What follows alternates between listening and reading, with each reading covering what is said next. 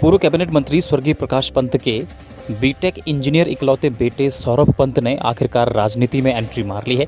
23 वर्षीय सौरभ पंत को पिथौरागढ़ भाजपा युवा मोर्चा का उपाध्यक्ष बनाया गया है। उन्हें अपने पिता के राजनीतिक उत्तराधिकारी के तौर पर भी देखा जा रहा है। फिलहाल उनके राजनीति में एंट्री से भाजपा में हलचल बढ़ गई है।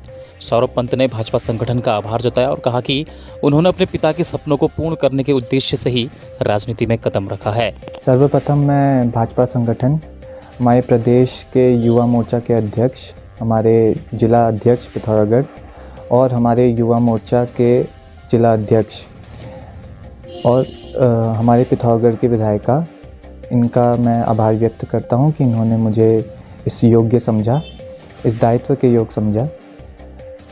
और राजनीतिक में आने का मेरा ऐसा सोचा नहीं था मैंने, लेकिन जैसा कि सब जानते हैं परिस्थितियां बदली, मुझे आना पड़ा। मेरे फादर के जो सपने हैं, जो अधूरे सपने वो छोड़ गए हैं, उनको पूर्ण करने का मैंने संकल्प लिया है।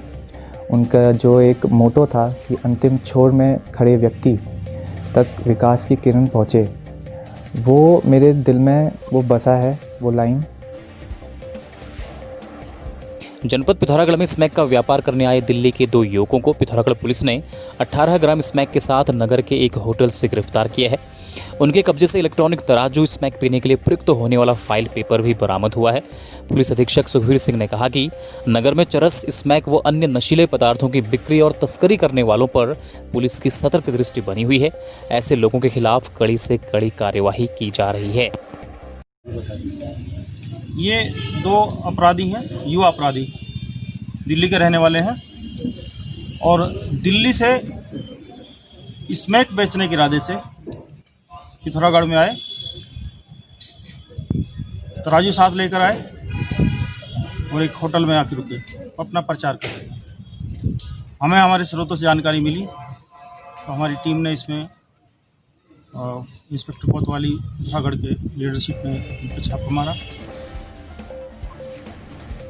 पिथौरागढ़ के गौरीहाट निवासी हरीश सिंह पुत्र चंचल सिंह को पिथौरागढ़ पुलिस द्वारा अपने ही मित्र तेज सिंह बोरा पर धारदार हथियार से जान से मारने की नीयत से हमला करने के आरोप में गिरफ्तार किया गया है। बताया जा रहा है कि 1000 रुपये के लेन देन के विवाद में आरोपी द्वारा अपने ही मित्र पर धारदार हथियार से हमला कर दिया गया।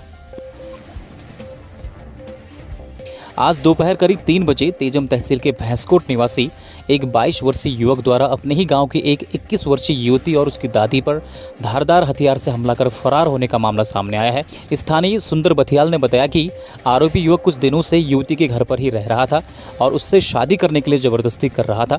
युवती के मना करने पर आरोपी युवक युवती और उसकी दादी पर धारदार हथियार से हमला कर फरार हो गया। पुलिस आरोपी की खोज में जुट चुकी है।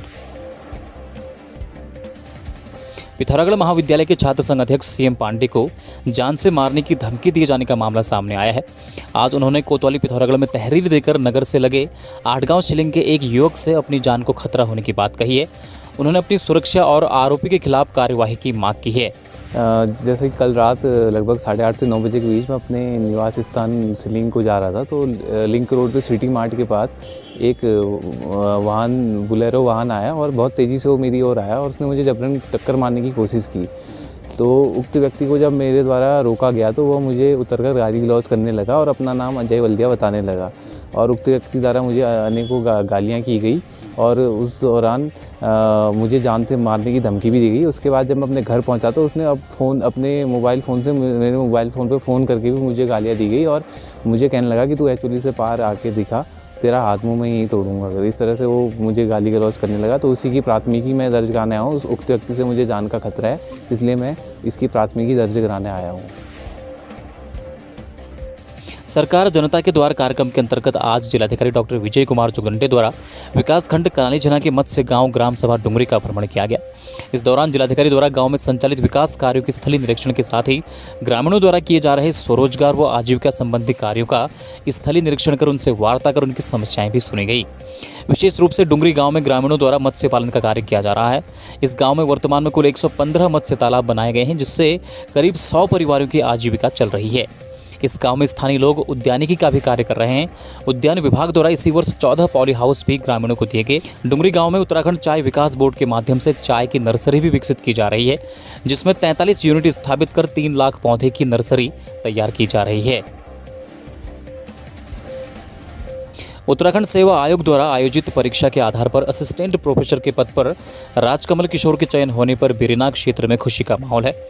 वर्तमान में राजकमल किशोर राजकीय महाविद्यालय मुआनी में संविदा प्राध्यापक के रूप में कार्यरत हैं तथा इससे पूर्व भी वे राजकीय महाविद्यालय मुंशियारी में भी संविदा प्राध्यापक के रूप में सेवा दे चुके हैं।